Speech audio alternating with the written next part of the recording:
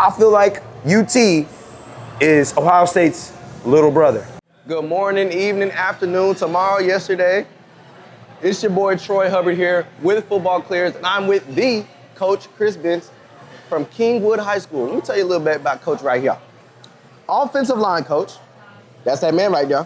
Recruiting and social media coordinator. I love social media. I'm a social media guy myself, Coach, and I'm so happy that you could join us today for the podcast. I appreciate you guys having me out. Yes, sir. Yes, sir. So we're about to get into this wonderful interview here with Coach, and man, we've had a very fun night. We've tried some good food. Shout out to Snaps with the drip. And with that being said, let's get it, Coach. Let's rock. You should choose Moe's Irish Pub because we have a great happy hour from 3 to 6 Monday through Friday, $3 beers, which is a great price. We also have a refreshing cocktail menu, constantly updated with seasonal drinks. We also have an amazing staff who's always happy to take care of everyone. We have a scratch kitchen, so everything is made fresh. And we also have great entertainment. We have trivia on Wednesdays at 8 p.m. with prizes. And on Saturdays and Fridays, we have live bands every weekend.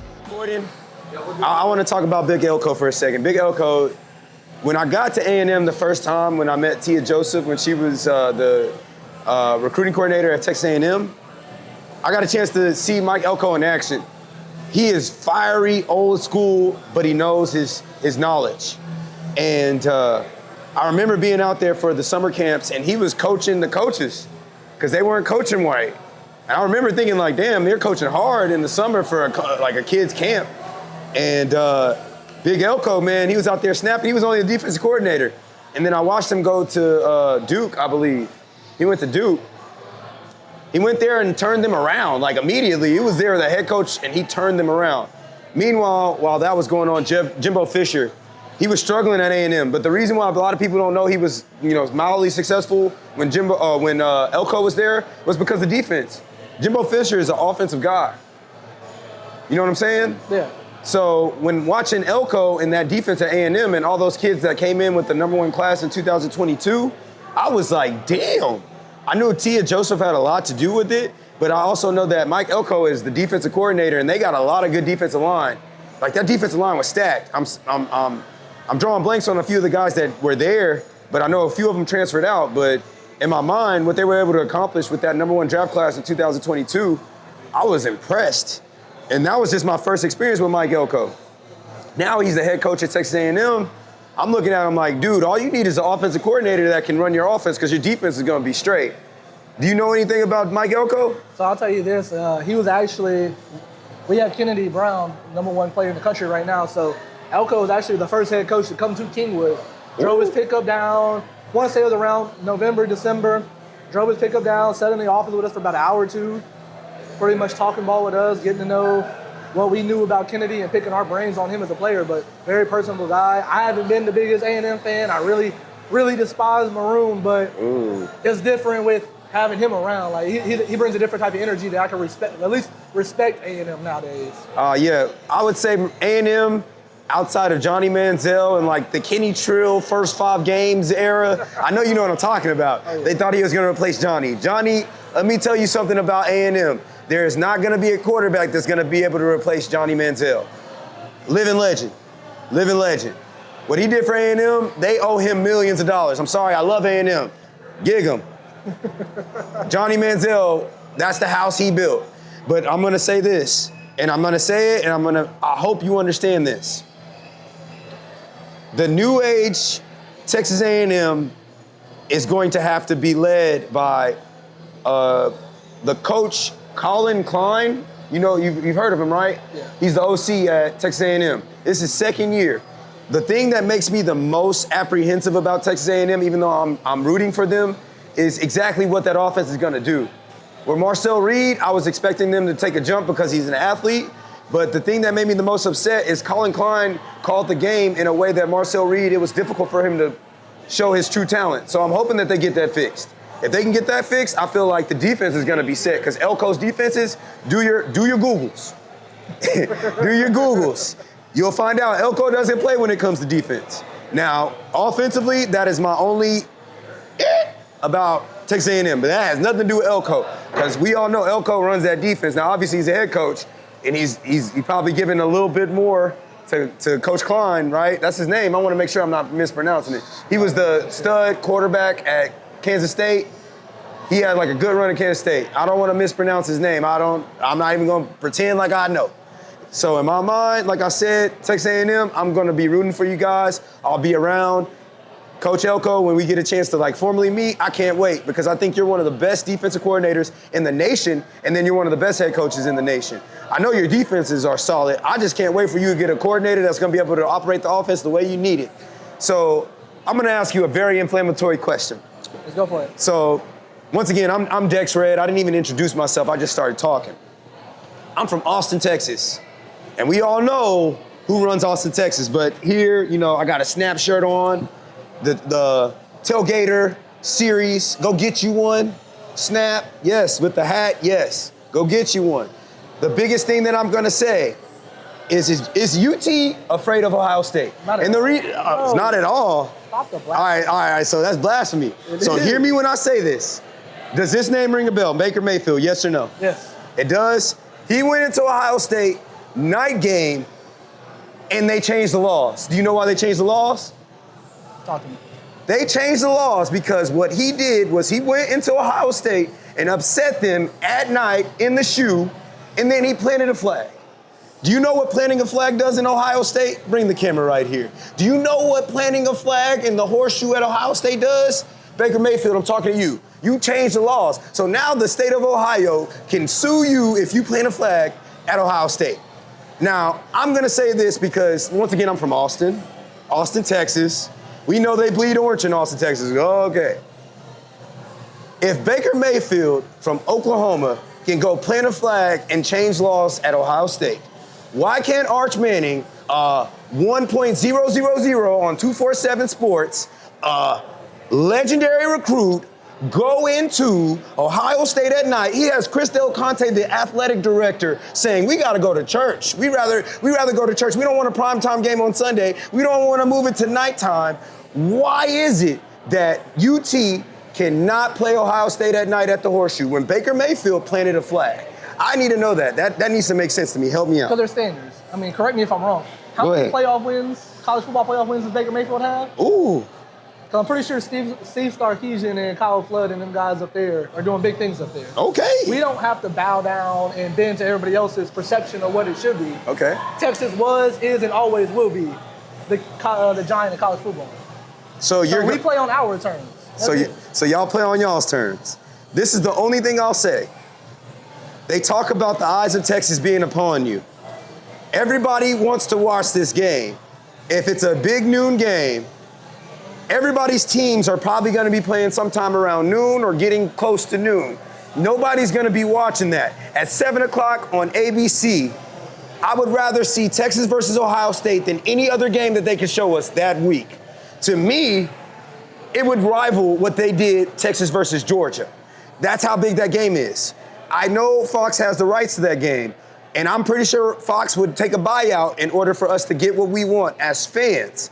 I understand Steve Sarkisian is running a program, and I understand Chris Del Conte, he wants to have the best interests of his program. But when you talk about college football at large, if you're talking about college football fans, if you're talking about giving everybody what they want, what everybody wants, and I'm telling you, what everybody wants is to see UT bow up and be exactly what we need them to be. Because if they do that, I think they can be good. But everything that they've shown us to this point, Bence, to this point, is they're not alpha dogs. Because if an alpha dog gets challenged, what is he gonna do? He's gonna step up to the challenge. Ohio State asked him, let's move it tonight. Steve Sarkisian and Chris Del Conte said, not so fast, my friend, Lee Corso, shout out. What do you gotta say about that? There's no point. You play where they lie. If you're willing to go watch a lesser program and then two guys play at noon, then that's on you. You're wasting your time, my friend. If you want to go watch, I don't even want to disrespect no other programs out there, but if you want to go watch an FCS program or a group of five instead of watching two of the best in the country play at noon, okay. I don't know what to tell you. Okay, so look, this is what I'll leave it with, and this is going to make me feel good about what I'm going to say. You got Texas, I got Gig'em. How many wins do you give Texas going into this season? Are we including college football playoff or are we including just regular season? Just regular season before state, SEC championship, all that. So you got 12 wins at the most. They're definitely doing 10-win team. 10-win team? Where do you got A&M? I mean, it's hard to say. 7 would be good for A&M. Damn. I'm sorry. Listen, this is a family show, but damn. 7? All right, so look, real quick, Troy. Shout out Troy, our director. Troy Hubbard, director of content for social media and pretty much everything for Football Clears. Shout out my guy. I need y'all to see this when I say this. The University of Texas will win a grand total of 9 games next year. Texas A&M will win a grand total of 10. That's before playoffs and SEC championships. We'll see what happens because UT's going to find their way into the not to the championship. They're going to find their way into the playoffs. I already know it. We all know the political hype behind UT, and it was running last year. That's why they barely beat pretty much every team they went against outside of Florida, who was hurt, Mississippi State. The rest of those were dogfights. It's not about how you win the game. It's about winning the game at the end of the day. And tell me one time where A&M has really rose to the occasion since Johnny left. In baseball, didn't they start off as the number 1 team in the country and miss the playoffs? Ooh. A&M's known for mediocrity. We ain't talking about baseball. This Football Clear. I'm talking about just in general. Baseball. We can go to baseball, but look. Texas A&M is known for mediocrity when it comes to athletics. Oh, wow. Oh, listen, Texas A&M fan base, gig 'em. What I want y'all to do is I want y'all to find Chris Bence on Instagram, and I want y'all to go into his mentions, his pictures, and let him know how much you truly love Gig'em, because he is disrespecting Gig'em. You're disrespecting Gig'em. Telling the truth. You telling the truth? Well, listen, I'll be honest about that. The past 10 years, Texas has definitely had more success than Texas A&M. The thing is I feel like Mike Elko is a better coach than Steve Sarkisian. He is. What he did at Duke in 1 year is something that Texas. Listen, Texas has the best roster, and they pay almost Ohio State. Shout out y'all. Y'all pay the most money. We know, but y'all pockets deep. Now we not even judging y'all because NIL is here. But in my mind, let's talk about this, and I'm gonna just keep it a buck with you. Texas is right up there with Ohio State with paying people. They are. So they paying just as much as Ohio State paying. So guess what their roster is gonna look like? The best. And to me, if you got the best roster, shouldn't you be in the championship game? I mean, Ohio State beat them. The question is they are afraid of Ohio State. If they beat them and they don't want to change, we can talk about A&M all day. Listen, A&M, I told you the problem with A&M. It's their offense. Mike Elko is going to have that defense straight. They kind of struggled towards the end, but that's because the team fell apart because obviously at the end of the season in college football, if you're not going to make the playoffs, at this point, kids are calling it off. They're skipping bowl games. They're getting ready to transfer. Shit, I'm sorry. Excuse my language, Football Clear. This is family. You can bleep that out, can't you, Troy? But either way, this is what I'm going to say. Texas A&M, the expectations, I would say that they're lesser than Texas. Texas is supposed to be in the national championship or bust. Agreed. So by them not moving this to a night game, I feel like it's showing beta energy.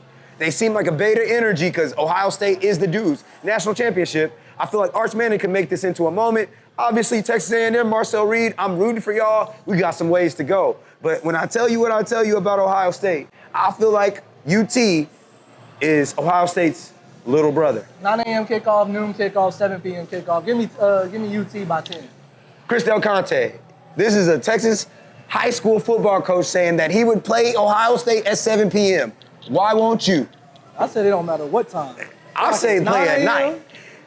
9 a.m., noon, or 7 p.m. Either way it goes, Texas by 10. Hook 'em. Hook 'em. All right, here at Moe's, we have an all-scratch kitchen. These are just some of the delicious, like high-selling items that we sell on a regular basis. Coming on in, this is our sampler platter. So we have our cheeseburger shillelaghs right here. We have our boneless wings. We have our fried pickles and our spinach artichoke dip. Over here is our fish and chips. This is our #1 selling item. Everything, like I said, scratch kitchen. Moving on over here, we have our dollar wings. These are all in-house, one-of-a-kind sauces made by Chef Eric Aldis. They're delicious, and man, we're just rolling into football season ready to go with these wings. This is one of our top-selling items. This is our jalapeno grilled cheese sandwich and tomato soup. This is it's paired, it's made perfectly to go with one another. It's fresh, it's got bacon, it's got tomatoes, it's got avocados, all the good stuff that you want in a full, wholly-hearted grilled cheese sandwich. So You can get that here fresh at Moe's Irish Pub. We have 3 locations in the Houston market: Katy, Cypress, and Vintage Park. Okay, so welcome back to the Football Clears podcast. This is your host, Dex Red Jr., and we got offensive line coach for Kingwood, Chris Bence here. So Chris, I just got a couple questions for you. What are y'all's program goals and expectations going into 2025? Obviously, you guys had a great season last year, better than most people expected. So I know you guys have a few things that y'all are going to expect going into next year. So you mind sharing that with us? So going into even last offseason, people didn't expect us to be great, but we knew we would be. So our whole thing, we brought the whole team up after a day of boot camp, and we're talking about how our goal last year was to be the best team in Kingwood history, and we pretty much achieved that. Second most wins, the furthest playoff run ever, most points ever, most yards ever. So we really achieved that, and the whole conversation this year has been, we laid the standard. This is what it's going to be like under our head coach, Kel Melton. This is what Kingwood football is now. So the expectation's clear. It's to build on last year and keep going. We have a sour taste in our mouth, losing in the 4th round, so the goal is to get there and progress past that. So I got a question. You said you lost in the 4th round. Can you kind of explain what that game was like whenever you guys, because think about it, nobody expects y'all to get to the 4th round. Football Clears did not expect you guys to get to the 4th round. I'm being honest. That's why you guys are one of the sleeper teams going into next year. Y'all are number 2 sleeper team in the state of Texas for Football Clears. You don't get that moniker by just being mediocre. Like, talk to me about that individual game that you guys lost in the 4th round and what kind of taste it left, but then kind of tell us how you guys are building off that, if you don't mind. So going into that game, it's always difficult when you have to play an opponent twice, and our district was blessed and cursed enough to go all the way through the playoffs and meet back up with each other, where North Shore met Atascocita again in the 4th round, and we met back up with Summer Creek, and we went into that game not at 100%. Our starting quarterback was actually out. We had a senior in Holland Hargrave who stepped up, led us through the playoffs, did a great job. He's going on to Wayland Baptist, so I'm happy for him. But we didn't have our guy starting quarterback. We were banged up. So we didn't perform how we expected to perform. So to us, like, we went out there and we didn't handle business like we should have. But luckily for us, we're blessed enough to the opponent we lost to in the playoffs, we have them on our schedule again.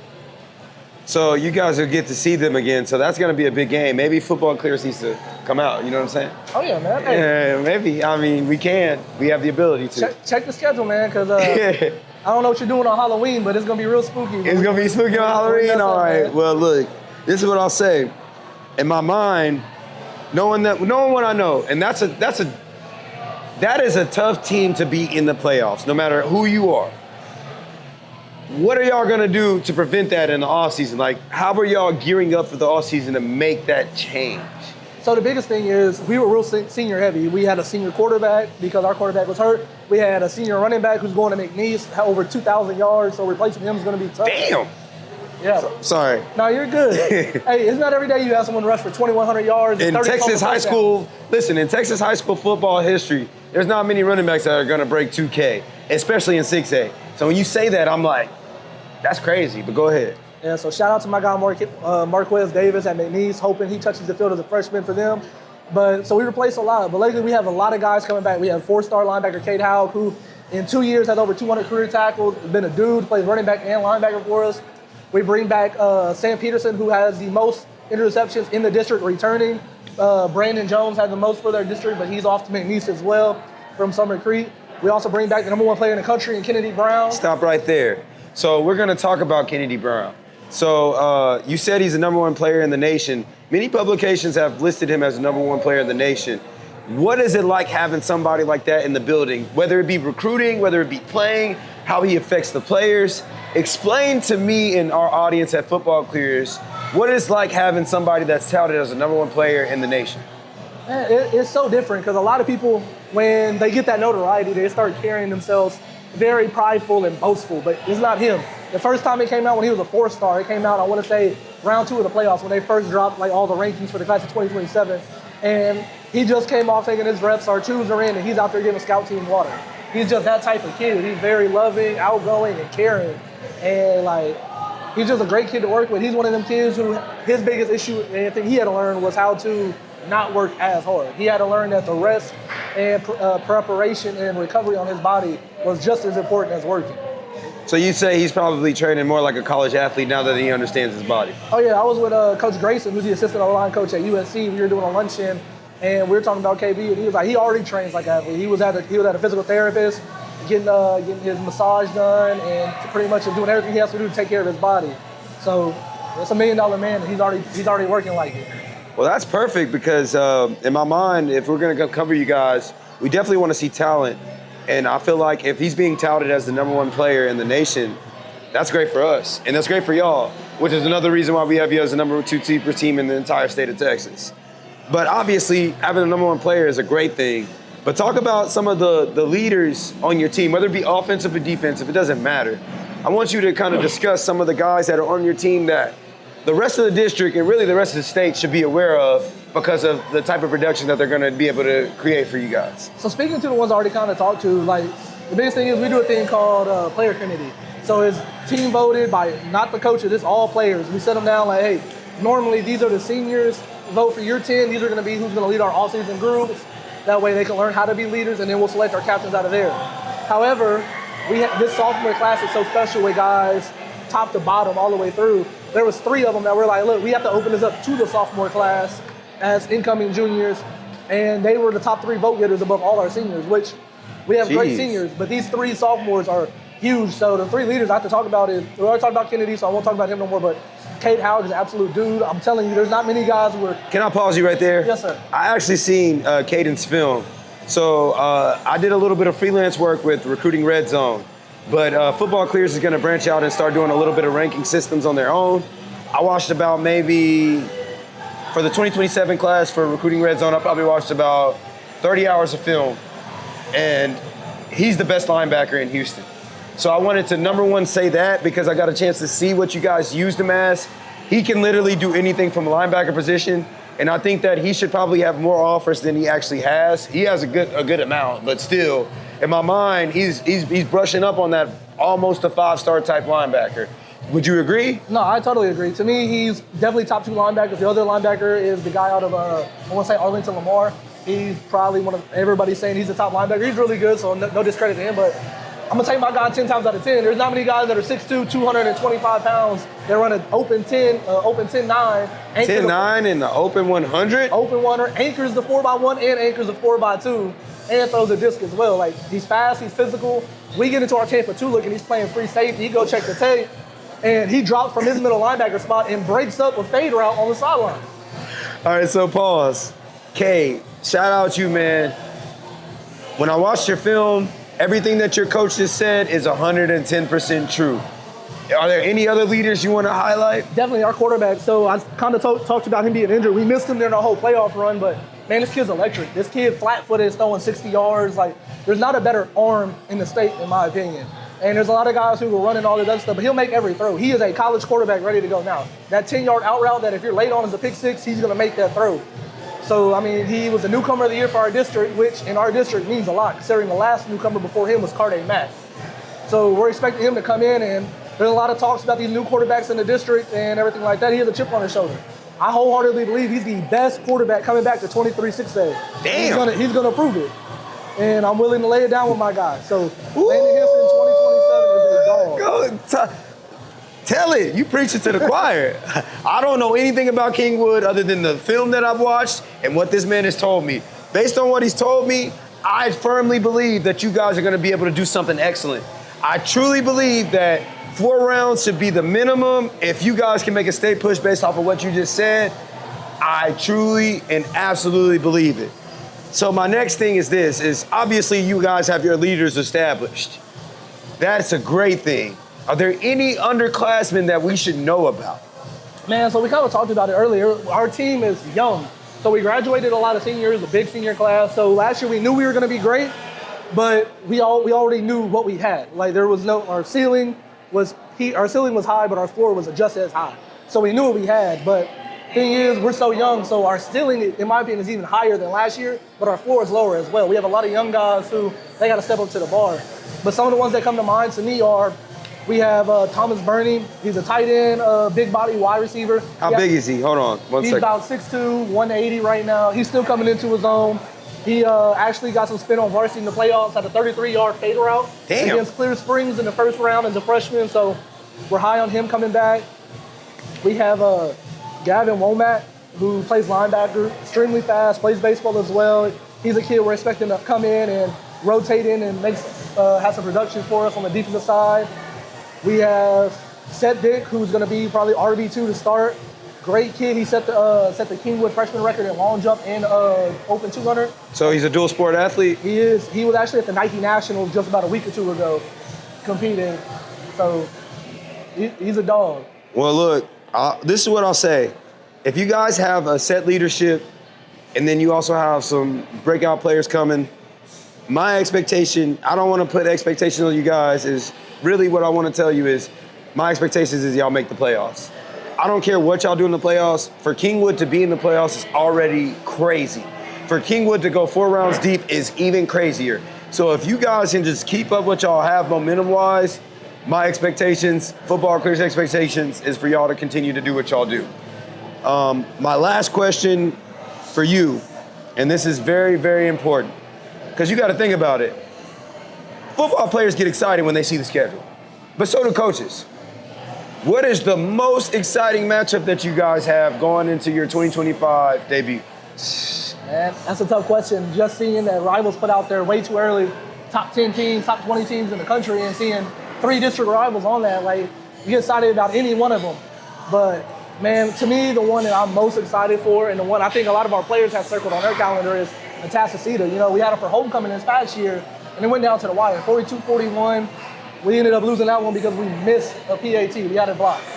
So definitely that one is really the first one that comes to the mind. Like, I'm excited to get back is that one, because I want to say we had over 400, maybe 500 yards of offense that game, and we plan to go right back on it offensively. Let me ask you a question, because you are an offensive coach. Just outside of that, because when you said that, I was like, man, anytime you score 40 points in a game, like, you feel like you got to win. And when I say this, I want to be careful. What is your favorite part about being an offensive coach? Man, if I could be more specific and talk about just coaching O-line is... You can be more specific. Being with those guys, it's a whole different thing. Like, with receivers, like, one guy could carry the entire room. But when you coach offensive line, you have to have 5 guys thinking as one and building that unit and building that camaraderie. And I feel like we do a good job of that. And this year, we're probably deeper than we have been. We got 6, 7, 8, I think 8 guys that we're still trying to figure out who we're going to roll in, because we have a lot of young guys on the offensive line. We have, I want to say, 4 or 5 sophomores and juniors competing for spots in the last 2 spots. Okay. So you like to rotate your offensive linemen. My question is are y'all more of a zone team or more of a gap team? It depends. It's more whatever our players can do. So we have Marquez Davis, so 5'11", 190 pounds, thick, downhill runner. We had a lot of success running a lot of power and counter with him, so we were more gap. Now our running back, we have Cam Richardson. Kid is electric, and he's on the shorter side, 5'8"-ish, 5'9"-ish. But if you go back and look at some of the spring film, the way he just explodes through the O-line, because he's so small compared to them guys, I think zone will probably be better for us. But then again, the way we're just so athletic up front that pulling Kennedy, pulling my guy Hudson Mock, who also has D1 offers, running some buck, because we have a big tight end who's got a Southern Miss offer, Tristan Laughlin. So just getting them guys all in the blocking scheme and get them out in space. So just we can do anything from buck to outside zone, inside zone, whatever we need. So it's probably based on just like scheme of what y'all want to do to the defense. Just talking more offensively, what was one of your more foreign game plans throughout the season last year? Can you be more specific on the question? So what I mean by game plans is you guys went into a weekend and y'all created a plan and it went exactly how y'all planned it. Whew. The one that sticks out off top would be when we went to Stratford. What happened? Week 3. They gave us everything we wanted. We thought we were going to get this look to this look, and every way we drew it up, and every look we gave them, that's probably exactly what we got. I want to say we ended up losing that game in overtime, like 41 to like 38 or something like that. Yeah, y'all still scoring points is what you told me. Yeah, we put up points. It fell the wrong way, but I mean, it helped us grow because that was our only overtime loss. Then we play we go to C King and beat them in overtime to clinch a playoff spot. So y'all had that overtime experience, which allowed y'all to get the leg up against C King when y'all played them. And then even going into Clear Springs, I don't know if you watched us in the first round, but we were about to kick the PAT, and luckily their head coach called a timeout and blocked it, or they would have had it blocked. So we go to the sideline, we regroup, and our running back, like I said, he was a dude. He tells our head coach, he's like, do you trust me? And our head coach is like, yeah. He's like, well, if you want to win the game, you give me the ball. That is very badass. So what do? We get in our heavy formation, we directly snap it to them, they got 12 on the field, and then we still go score regardless, untouched. That hurts. So undisciplined plus will equals success. I'm sorry, C King, I'm not saying you're undisciplined, but Well, that was Clear Springs. Or my bad, Clear Springs. Clear Springs. I'm not saying you're undisciplined, but if you got 12 people on the field in the playoff game and they still get a 2-point conversion to win the game, that ain't good. That felt amazing though, didn't it? It is. This is what I'll say about that. When you're in the playoffs, at the beginning rounds, it's very difficult if you're undisciplined. It is extremely difficult in the later rounds if you're undisciplined. You told us what it was like to lose in those later rounds, and you told us what you were expecting. My next question is this. If there was an ideal place, or an ideal stadium for you to play a playoff game in, what would it be? Man, that's tough. But I mean, the easy one is AT&T Stadium. Let's get all the way to the end. Let's play there. Are you a Cowboys fan? I am not at all. But You're talking about state. Okay, in my mind, I'm like, do you want to be there because you're a Cowboys fan? I feel bad for you. If we're playing at AT&T Hold on, pause right there. Come right here. Real quick, if you are a Dallas Cowboys fan, I apologize. I sincerely apologize. George Pickens is not going to fix your problems at all. Go ahead, my bad. I just have to let them know. No, I agree. No, it's just if we're playing at AT&T Stadium, it's for a reason. We're playing for state. And all right, so that's the ultimate goal every year. So that's the ideal place for you to be able to go. So I'm gonna dive into your coaching career. Are you ready for this? Let's go. So just kind of run me through the history of Coach Bence. Like, where did you start? How did you get where you are now? Just talk to us about that. So, kind of like we talked about earlier, how you knew you wanted to be a coach early, so did I. So as soon as I graduated high school, I immediately got with one of my middle school coaches that I had, and we talked about it, and he was like, well, look, at the high school level you can, but at the middle school level you can volunteer and you can kind of get your hands on. So I was like, bet. So I actually volunteered coach middle school football for 3 years while finishing my undergrad. It would have been all 4, but COVID kind of messed that up when we were coming back. So I did 3 years at Stonewall Middle School, which is the feeder to Aldine High School. So you were in Aldine ISD, shout out Aldine ISD. So after that, once I graduated, I was only certified to teach middle school. So luckily I was able to go get a job at Nome Middle School. It's a C King feeder. So a lot of them guys over there at C King were kids I coached when they were younger. So I got much love for all them guys anyway. But I did a year there. I think we won we only lost 1 game on all 4 levels, and it was to the same team. So who was it? Cunningham Middle School, which is a North Shore feeder. When were you at Cunningham? I was at Knoll, so. Or excuse me, when did you play Cunningham? Because I know a coach that was there at that time. If you were there, what year? Trying to think. Would have been. Was it in 2018? When was it? It would have been 2020, fall 21. All right, well then never mind. Continue. You would have went against a coach that I would have known was there when you actually played him. But go ahead. I didn't mean to throw you off. No, you're good. You were. Did a year there under Anthony Hicks, who's currently the offensive coordinator at Booker T. Washington. Shout out. And then I ended up getting the first chance to have my own room at a varsity level. Went back to Aldine, so a lot of the guys I coached when I was volunteering were now sophomores, juniors, seniors. So a chance to go home and rekindle with them guys was something that kind of tugged on my heartstrings. So I went and did that for a year, and then I was blessed that Coach Nelton called me and like, hey, I need a guy. Like, do you want to come in? And I went over to Kingwood in the summer of, I want to say like 22, 23. And man, it's been magical ever since. Like, he's a great guy to work for. We have great kids. We sent a couple guys D1. We had Marquez Davis go to McNeese. Hayden Wright just signed to Northwestern. We got Kennedy Brown. We have Cade Landon.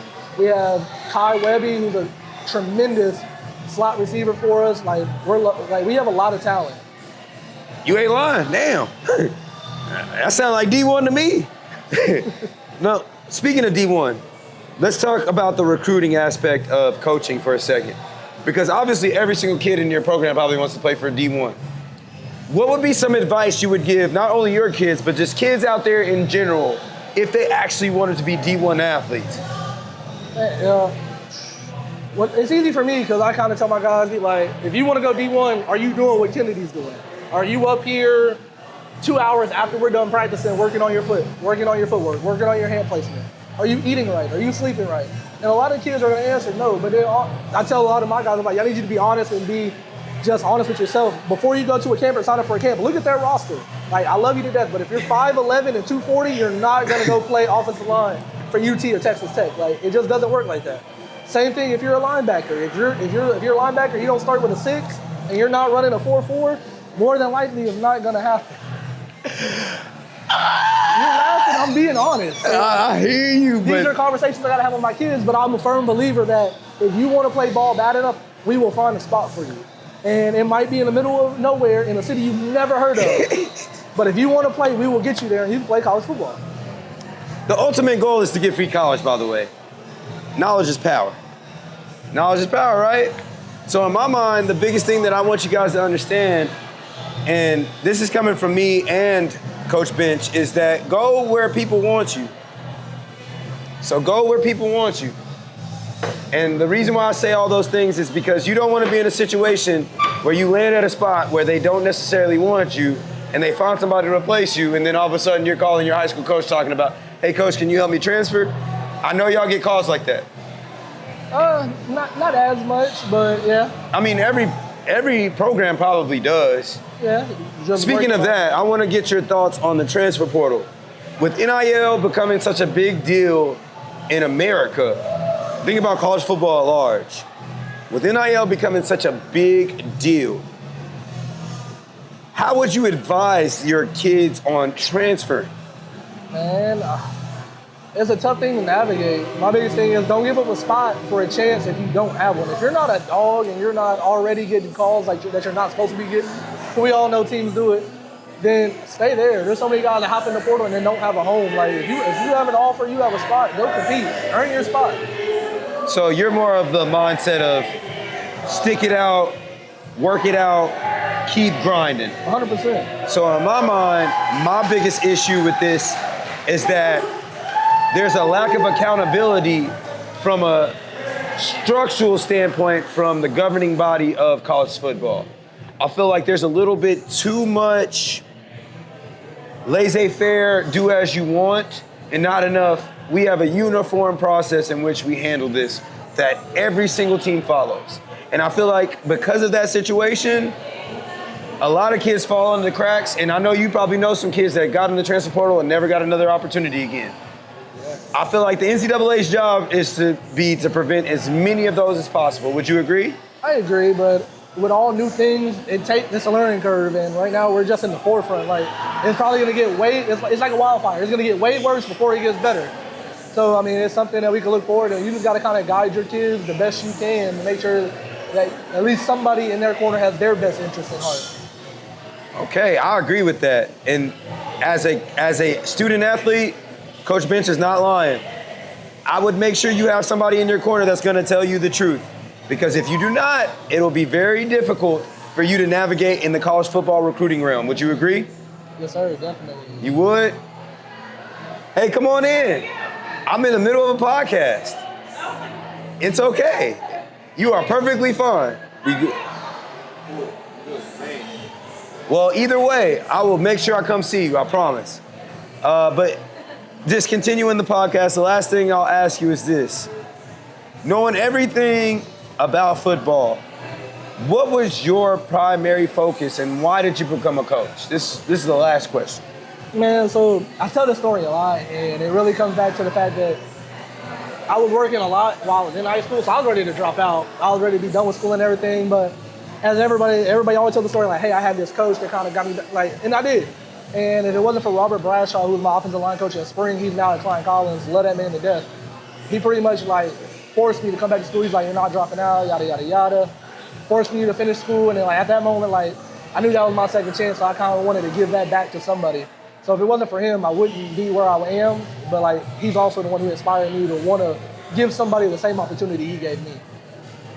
So you would say you're an aspiring head coach because of him? 100%. Major respect. The last thing I'll say is there anything or anybody you'd like to shout out before we go ahead and close this down? Man, if you haven't really dug into Kingwood, man, check us out. We have a great staff, a lot of guys who have really good ball knowledge, guys who played at high levels. We have Jaron Wisham who played in the NFL. We have at our DB coach, we have RJ Turner who was a dog at Texas Tech at receiver. We have our head coach, Kel Melton, was part of the three-peat at Highland Park as a defensive coordinator. Our quarterbacks coach, Morgan Stringer, was there as well. Like, we have a lot of guys on staff who coached a lot of ball, but also been really successful.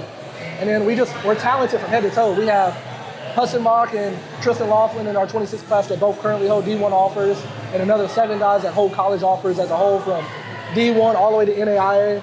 In the 27 class, we're loaded with Landon, Kennedy, Cade, Kai, the slot receiver who ran a 4.48 at almost every camp. We have Gideon Kobe, who's 6'3", about 225, playing defensive end. He's a dog with a near perfect GPA. I want to say like 5'2", 5'3". We have Tom Starter, who's another receiver in that class, who also can kick 50-yard field goals. Yeah. We have Ricky Shorts, who absolutely... Hold on, pause. You just say you got a kicker in high school football that can kick 50 yards? On air. We have to get it on field with a rush, but he has the leg for it, yeah. I want to come out with football clears and watch him kick 50 yards, because I've seen high school kickers. 50 yards for a high school kicker is long. Mind you, he set the Kingwood record as a sophomore for the best triple jump, and I want to say he finished 4th or 5th in the region. So the kid's athletic. All right, I believe you, but I got to see it with my own eyes. But continue. My bad. I didn't mean. You said 50 yards, and I was like, damn, a kicker? Yeah, come check it out. Well, look, this is what I'm going to say. Oh, man, I wasn't done. My bad. Go ahead. Hey, look, listen. My apologies. Go ahead. If there's anything else, get it out right now. Football Clears is watching. So we got Ricky Shorts, another receiver, Kennedy Brown's cousin, absolute blaze. He had a great spring game, caught some eyes of some reporters out there. Like, at 27 class is loaded. In our 28s, we have the guys I talked about, Seth Dick, Gavin Womack.